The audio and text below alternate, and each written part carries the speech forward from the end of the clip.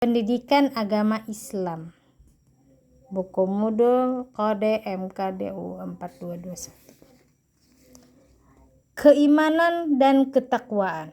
Keimanan merupakan asas penentu dalam kehidupan manusia. Sebab itu, dalam perspektif ajaran Islam, manusia dikelompokkan berdasarkan keimanannya, yakni 1 kelompok kafir dan 2 kelompok mukmin. Kesesahannya dan ketajaman dalam memahami dan mencermati konsep tentang keimanan mempunyai relevansi dalam memahami dan mencermati serta mengimplementasikan nilai-nilai ilahiyah dalam kehidupan manusia. Uraian berikut ini merupakan salah satu pemikiran dalam rangka redefinisi keimanan dalam rangka refungsionalisasi konsep ketuhanan. 1. Keimanan. Keimanan berasal dari kata iman. Untuk memahami pengertian iman dalam ajaran Islam, strateginya yaitu mengumpulkan ayat-ayat Al-Quran atau hadis yang redaksionalnya terdapat kata iman atau kata lain yang dibentuk dari kata tersebut, yaitu amana fi'il madi bentuk telah, yaitu dan yu'minu fi'il mudhari bentuk sedang atau akan, dan mukminun pelaku atau orang yang beriman.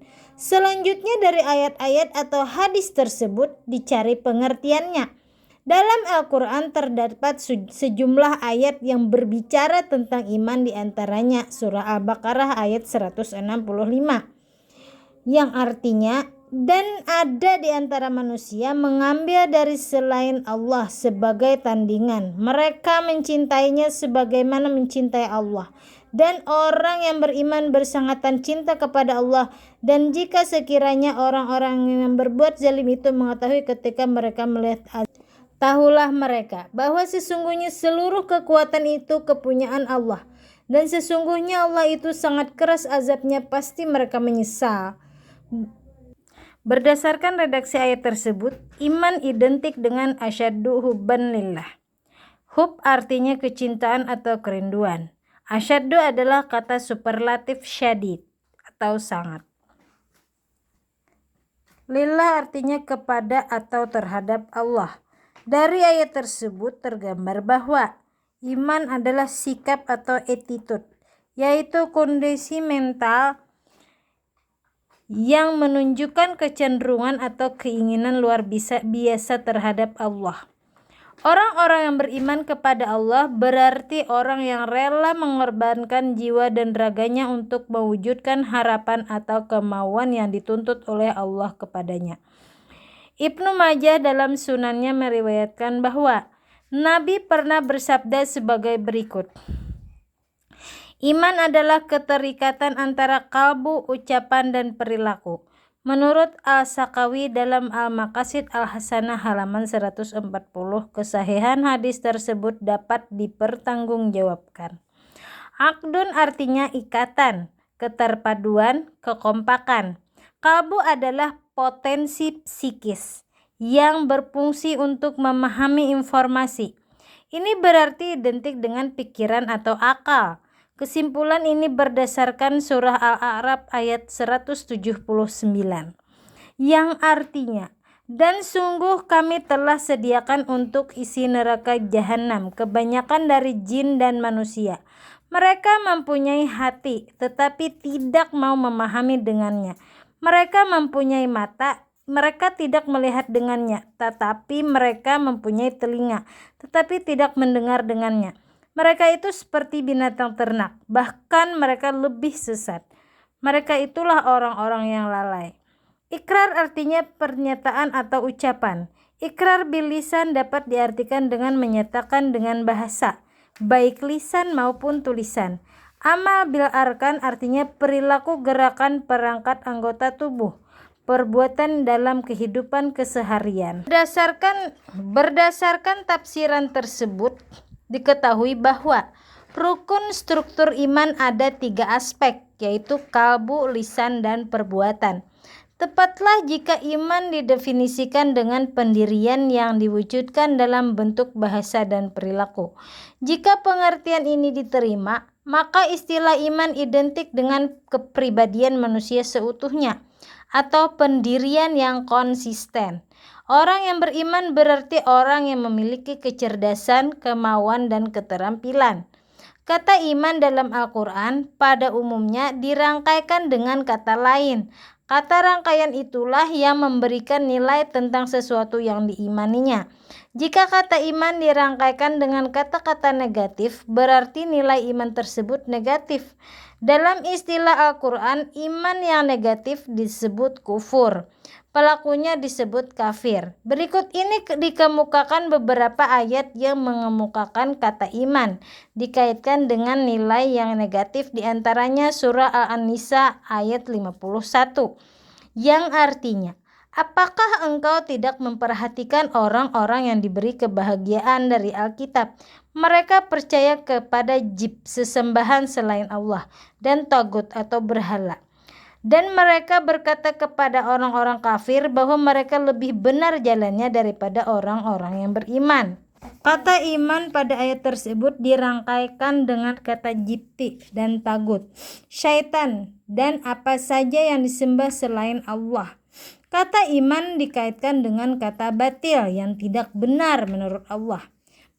Menurut surah Al-Ankabut ayat 51 adalah yang artinya, dan apakah tidak cukup bagi mereka bahwa kami telah menurunkan kitab kepadamu yang dibacakan kepada mereka? Sesungguhnya pada demikian itu adalah rahmat dan peringatan bagi kaum yang beriman. Adapun kata iman yang dirangkaikan dengan positif antara lain adalah dalam surah Al-Baqarah ayat 4. Orang-orang yang beriman kepada Al-Quran yang diturunkan kepadamu juga beriman kepada kitab-kitab Allah yang diturunkan sebelummu serta mereka yakin akan adanya akhirat. Surah Al-Baqarah ayat 285 yang artinya, Rasul atau Muhammad telah beriman kepada apa yang diturunkan kepadanya dari Tuhannya. Dan demikian pula orang-orang yang beriman. Semuanya beriman kepada Allah, malaikat-malaikatnya, kitab-kitabnya, dan rasul-rasulnya, seraya mereka berkata, kami tidak membeda-bedakan antara seorang dengan lain daripada rasul-rasulnya. Dan mereka berkata, kami dengar dan kami taat, ampunilah kami wahai Tuhan kami, dan kepada Engkaulah tepat kembali. Dalam Al-Quran ada kata iman yang tidak dirangkaikan dengan kata-kata lain. Misalnya surah Al-Baqarah 165. Silahkan kembali pada penjelasan sebelumnya.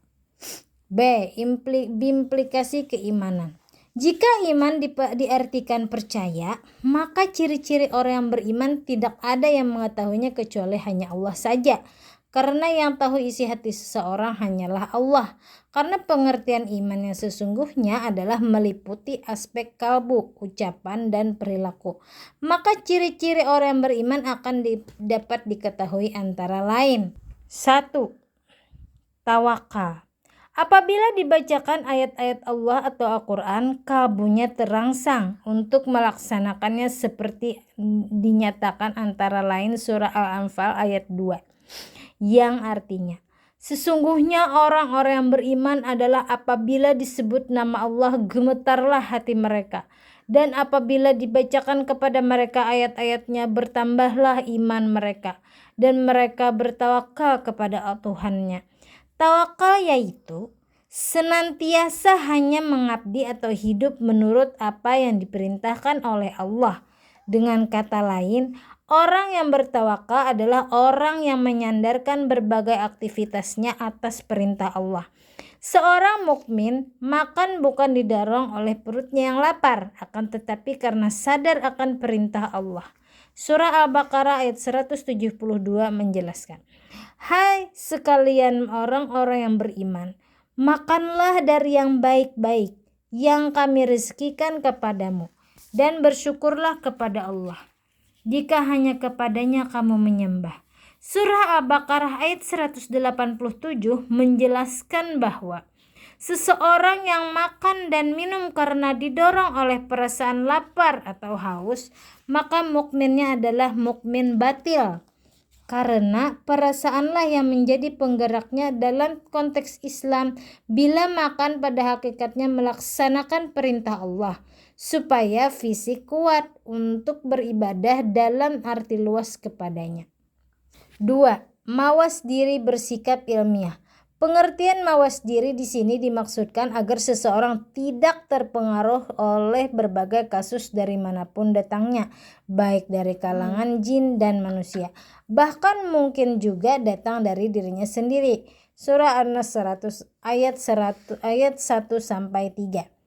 Yang artinya, katakanlah aku berlindung kepada Tuhan yang memelihara manusia, 1. menguasai manusia, 2. Tuhan bagi manusia.